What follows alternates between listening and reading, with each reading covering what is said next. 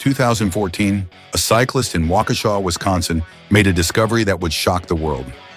Lying on a bike path, covered in blood and barely conscious, was a 12-year-old girl. She had been stabbed 19 times and left for dead in the woods. But this wasn't a random attack. This wasn't a stranger danger scenario that parents warned their children about. The two people who did this to her were her best friends. And their reason? They believed they had to sacrifice her to a fictional internet character named Slender Man. This is the story of Morgan Geyser, Anissa Weier, and Payton Leutner. A case that would raise disturbing questions about the internet's influence on children, the nature of mental illness in young people, and where the line between accountability and tragedy truly lies. This is the Slender Man stabbing case. Before we dive into the events of that horrific day, we need to understand what Slender Man actually is. In 2009, a user named Eric Knudsen posted altered black and white photographs to an online horror forum. The images showed a tall, faceless figure lurking in the background of ordinary photos. He was impossibly thin, wore a black suit, and had tentacle-like appendages extending from his back. This was Slender Man. What started as a simple internet creation quickly took on a life of its own. The character spread across forums, YouTube videos, and creepypasta websites, online collections of horror stories and urban legends. Thousands of stories were written about Slender Man. He became an internet legend. To some, he was entertainment, a modern campfire story for the digital age. But to two girls in Waukesha, Wisconsin, he became something much more dangerous. He became real. Morgan Geyser and Payton Leutner were childhood best friends. They had known each other for years, sharing the typical experiences of growing up together in their suburban Wisconsin neighborhood. Morgan was described by her mother as a gentle and kind person. But beneath the surface, something was deeply wrong, something that wouldn't be fully understood until after the tragedy. The third person in this story is Anissa Weier. She lived in the same apartment complex as Morgan and rode the bus with her to school. The two girls bonded over a shared interest in horror stories and specifically the Slender Man legend. According to later interviews, Payton didn't share this obsession. In fact, she found Slender Man terrifying. But she valued her friendship with Morgan, so she tolerated Anissa's presence in their social circle. Even though, as Payton would later reveal, she felt Anissa was always cruel to her. By December 2013, Morgan and Anissa's fascination with Slender Man had evolved into something darker. They weren't just reading stories anymore. They were starting to believe. They convinced themselves that Slender Man was real, that he was watching them, that he would hurt them and their families, unless they gave him what he wanted, a sacrifice. On the night of May 30th, 2014, Payton Leutner went to Morgan Geyser's house for a sleepover. They were celebrating Morgan's birthday. It should have been a normal night of 12-year-old fun, movies, snacks, staying up late. But Morgan and Anissa had been planning something for months. They had already made two previous plans to kill Payton, one while she slept, another in a bathroom, but hadn't gone through with either attempt.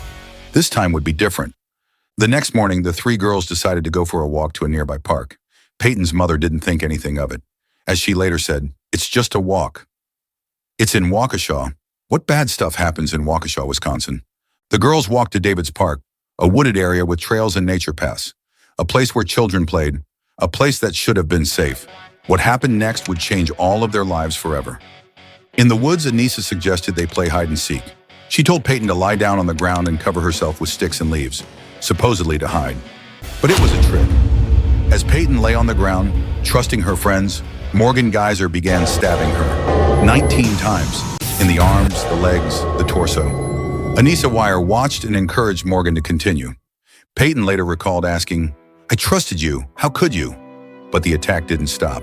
When they were finished, Morgan and Anissa left Payton in the woods, believing she was dead or would die soon. They didn't call for help. They didn't look back. Instead, they started walking. Their plan was to travel 200 miles to the Chequamegon-Nicolet National Forest, where they believed Slender Man's mansion was located. They thought that by killing their friend, they had earned the right to become his servants. But Payton Leutner refused to die. Despite being stabbed 19 times and left alone in the woods, Payton somehow found the strength to move. She crawled through the forest, bleeding heavily, until she reached a bike path. That's where a passing cyclist found her, still conscious, still fighting. When paramedics arrived, they were stunned she was alive at all. She was rushed to the hospital, where surgeons worked frantically to save her life. One of her doctors would later say that if the knife had penetrated just one hair's width deeper, she wouldn't have survived. But she did survive. While Payton was in emergency surgery fighting for her life, police were already searching for her attackers.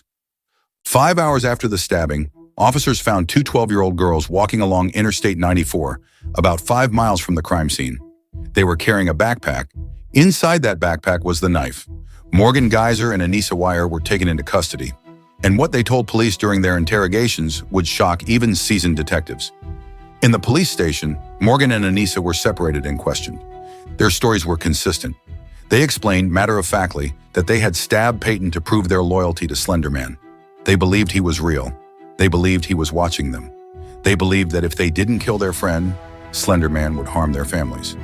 But it was their demeanor that disturbed investigators the most. Morgan Geyser showed no empathy, no remorse, no emotion at all. When asked about what she had done, she spoke about it as if it were a simple, necessary task, like taking out the trash. Anissa Weier, on the other hand, showed some guilt, but even she maintained that the attack was necessary. As detectives dug deeper into Morgan's statements, something became clear. This wasn't just a case of two girls influenced by internet horror stories. Morgan was describing things that suggested she might be experiencing something far more serious. She talked about hallucinations, imaginary friends, a figure she called It, whose body she described as the color of smoke and ink. She had been seeing and hearing things that weren't there for most of her life. Morgan Geyser's mother, Angie, was in the police station lobby when detectives told her what her daughter had confessed to. She was in complete disbelief. "I never would have imagined that my daughter was capable of hurting another person," she later said. But as the investigation continued, pieces of a troubling puzzle began to emerge. In the fall of 2014, Morgan Geyser was transferred to the Winnebago Mental Health Institute for evaluation. In October of that year, she received a diagnosis that would change the trajectory of her entire case: early onset childhood schizophrenia. This wasn't just a child with an overactive imagination or an unhealthy obsession with internet horror. Morgan had a severe mental illness that caused her to experience hallucinations and delusions from early childhood. Her mother later revealed that Morgan's father also suffered from schizophrenia and had been hospitalized multiple times as a teenager. There was a genetic component that no one had recognized in Morgan. Looking back, there were signs. Angie Geyser recalled showing Morgan the movie Bambi when she was young.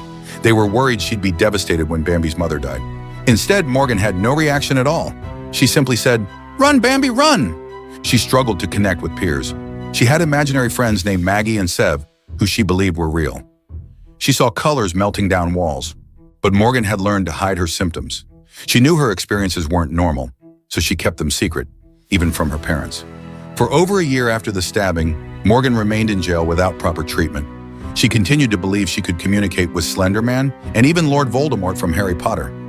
Her mental health deteriorated. It wasn't until her family successfully petitioned for her to be civilly committed that she was transferred to a mental health facility and finally received medication for her schizophrenia. The change, her mother said, was dramatic. But the question remained, how should the justice system handle a 12-year-old with severe, untreated mental illness who committed a horrific crime? For 5 years after the attack, Payton Leutner remained silent. She focused on healing, on rebuilding her life, on trying to move forward from the trauma. But in 2019, she decided it was time to speak. In an exclusive interview with ABC News, Payton, then 17, sat down to tell her side of the story. She showed the scars from the 19 stab wounds that covered her body. "I've come to accept all of the scars that I have," she said. "It's just a part of me. I don't think much of them." But the physical scars weren't the only lasting impact. Payton revealed that she sleeps with broken scissors under her pillow because she's afraid of being attacked again. She slept in her mother's bed for months after the incident. Despite everything, Payton showed remarkable resilience. She returned to school just months after the attack. She maintained good grades. She made new friends. And the attack, she said, inspired her to pursue a career in medicine. She wanted to help others the way doctors had helped her. Looking back on the friendship, Payton was clear about how she felt. She described Morgan as someone she had tried to see the good in, but noted that Anissa had always been cruel to her. She believed Anissa was jealous of her friendship with Morgan. "I feel like it's time for people to see my side rather than everyone else's," Payton said. She also had advice for parents. Parents need to talk to their kids directly, saying, "This is not real, this is fake." And for young people in bad friendships, her message was simple but powerful. Sometimes you need to walk away. The Leutner family has expressed ongoing concern about their daughter's safety, especially as both of her attackers moved closer to potential release. Despite being 12 years old at the time of the crime, both Morgan Geyser and Anissa Weier were charged as adults. Morgan was charged with attempted first-degree homicide. Anissa was charged with attempted second-degree homicide. The decision to try them as adults was controversial, but prosecutors argued that the severity and premeditated nature of the crime warranted it. In 2017, Anissa Weier went to trial first. She pleaded guilty to being a party to attempted second-degree homicide, but then came the crucial determination. A jury found her not guilty by mental disease or defect. Forensic psychologists testified that Anissa suffered from what they called a shared psychotic disorder. Essentially, Morgan's schizophrenia, combined with both girls' obsessive belief in Slenderman, created what experts described as the perfect storm. One psychologist testified Anissa could not conform her conduct to the requirements of the law. She was sentenced to 25 years in a mental health institution with the possibility of supervised release after demonstrating progress. Morgan Geyser's case followed a similar path. She accepted a plea agreement where she pleaded guilty to attempted first-degree intentional homicide. Like Anissa, she was found not guilty by reason of mental disease or defect due to her schizophrenia diagnosis. She received the maximum sentence, 40 years in a psychiatric institution, with the requirement that she remain there until her symptoms resolved or until she turned 53, whichever came first. During her sentencing in 2018, a tearful Morgan apologized to Payton and her family. "I never meant this to happen," she said. "I hope that she is doing well." But sentencing wasn't the end of this story. It was in many ways just the beginning of a new chapter. In 2021, after serving 7 years in the Winnebago Mental Health Institute, Anissa Weier, then 19 years old, submitted a letter to the court. "I am sorry and deeply regretful for the agony, pain, and fear I have caused," she wrote, "not just to Payton, but to my community as well. I hate my actions from May 31st, 2014, but through countless hours of therapy, I no longer hate myself for them." Waukesha County Judge Michael Boren granted her conditional release. She was required to live with her father, wear a GPS monitor, and remain under state supervision until 2039, when she would be 37 years old. Anissa's release was quiet. She and her family have not made any public statements since, but Morgan Geyser's path would prove far more complicated.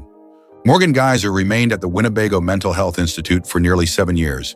During that time, she underwent intensive treatment. She took antipsychotic medication. She attended therapy sessions. Medical reports indicated she was making progress. By 2021, doctors noted significant improvement. Morgan had not exhibited psychotic symptoms for over 2 years. She had been successfully weaned off antipsychotic medication. She began expressing goals for her future. She wanted to become a librarian. Eventually, she said, she hoped to become a therapist specializing in substance abuse disorders. Morgan filed multiple petitions for conditional release. The first few were denied. But in January 2025, 3 forensic psychologists testified that Morgan was ready for supervised release. They argued that she no longer posed a significant risk and that remaining in the hospital environment might actually hinder her reintegration into society. One psychologist testified, "At this point, I don't think she currently poses a significant risk of substantial harm to herself, others, or to property damage." However, prosecutors raised serious concerns. They alleged that Morgan had engaged in violent communication with a man outside the facility and had been reading books with themes of sexual sadism and murder while institutionalized. Despite these concerns, Judge Michael Boren ordered her release to a supervised group home. She would be required to wear a GPS monitoring bracelet and remain under supervision until 2058, until she was 56 years old. Finding a placement proved difficult. One facility in Sun Prairie, Wisconsin, initially agreed to take her, but later backed out after receiving significant negative publicity and pushback from the community. Residents expressed fear and anger about having her in their neighborhood. Eventually, Morgan was placed in a group home in Madison, Wisconsin. For a few months, everything seemed to be going according to plan. And then on November 22nd, 2025, something went wrong. On the evening of November 22nd, 2025, just months after her release, Morgan Geyser cut off her Department of Corrections monitoring bracelet and left her group home. She was last seen around 8 p.m. with an adult acquaintance. Surveillance footage showed her leaving the area of Cronk Drive in Madison. But here's what's troubling.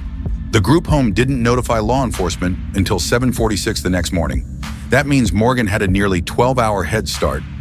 When Madison police finally learned she was missing, they issued a public alert. Morgan's mother made a desperate plea. If you see Morgan, please call the police. Morgan, if you can see this, we love you and just want to know you are safe. Her attorney, Tony Cotton, also released a video statement.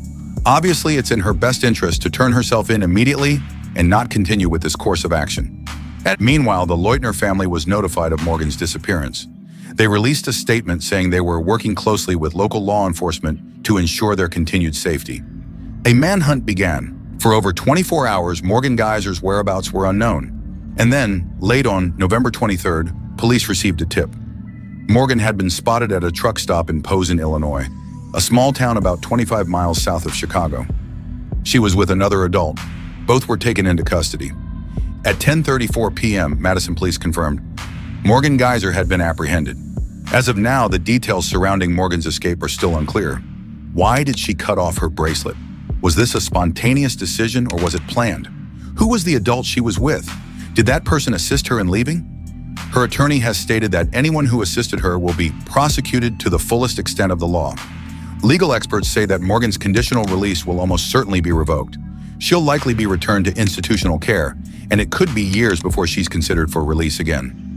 One University of Wisconsin law professor explained that cases like Morgan's, where someone is found not guilty by reason of mental disease or defect, operate more like civil commitments than traditional criminal cases.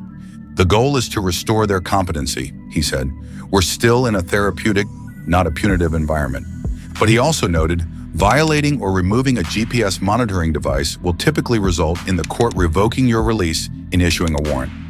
The question now is what this means for Morgan's long-term future and what it says about the challenges of reintegrating individuals with severe mental illness who have committed violent acts. The Slender Man stabbing generated massive public debate about several critical issues. First, there was the role of the internet in children's lives. How much access should young people have to online content? How do we protect vulnerable children from disturbing material without completely isolating them? In the aftermath of the attack, the Creepypasta Wiki, where much of the Slender Man content lived, was blocked throughout the Waukesha School District. But critics argued that blocking websites wasn't enough. The real question was, how do parents and educators teach children critical thinking about what they encounter online? Second, the case raised questions about mental illness in children. How do we identify serious psychiatric conditions in young people who may be hiding their symptoms? How do we ensure they receive treatment before tragedy occurs? Third, there was the question of accountability. Should 12-year-olds with severe mental illness be tried as adults? Where is the line between punishment and treatment? The case inspired significant media attention. HBO produced a documentary called Beware the Slender Man. Netflix released a film called Mercy Black, inspired by the events. Author Kathleen Hale wrote a book called Slenderman: A Tragic Story of Online Obsession and Mental Illness, after conducting 18 hours of interviews with Morgan and 12 hours with her mother. But perhaps most significantly, the case permanently altered the Slender Man legend itself. What had been a creative internet phenomenon became forever associated with real-world violence. The online communities that had created and shared Slender Man content were horrified that their fictional character had inspired such a horrific real-life crime. The Slender Man stabbing is a case with no easy answers. It's a story about childhood friendship destroyed, about a victim who showed incredible strength and resilience, about two young girls, one suffering from severe, undiagnosed mental illness, and another caught in what experts called a shared delusion. Payton Leutner has worked hard to rebuild her life. She's pursued her education, maintained friendships, and found a sense of purpose in wanting to help others through medicine. Her strength is remarkable, but she still sleeps with scissors under her pillow. She still carries physical and emotional scars, and she still has to live with the knowledge that the two people she trusted most in the world tried to kill her. Morgan Geyser has spent over a decade in psychiatric care. By all accounts, she has made significant progress, but her recent escape raises serious questions about whether she's truly ready for life outside an institutional setting, and whether the system is equipped to properly monitor and support people in her situation. Anissa Weier has been living under supervised release since 2021. She's maintained a low profile, complying with the terms of her conditional freedom. The case forces us to grapple with difficult questions. How do we balance compassion for mentally ill offenders with justice for victims? How do we protect children from harmful online content while preserving their freedom? How do we ensure that young people with serious mental illness receive treatment before they harm themselves or others? What responsibility do we as a society have to identify and help children who are struggling? There are no simple answers to these questions, but what we can say is this.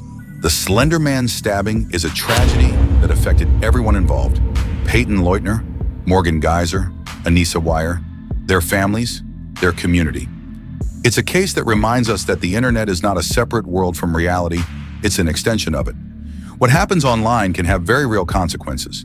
It's a case that reminds us that mental illness is not a choice, but it is real, and it can have devastating effects when left untreated.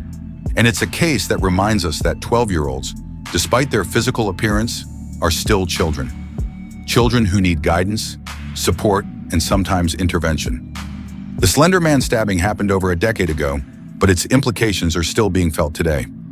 As Morgan Geyser faces the consequences of her recent escape, as Payton Leutner continues to heal and build her future, and as society continues to grapple with the questions this case raises, one thing is certain. This is a story that will be studied, debated, and remembered for years to come. Thank you for watching this deep dive into the Slender Man stabbing case. This is a complex and tragic story that deserves thoughtful analysis rather than sensationalism. If you or someone you know is struggling with mental health issues, please reach out for help. Resources are available. If you found this video informative, please consider liking and subscribing for more long-form true crime analysis. And as always, remember, the people in these stories are real.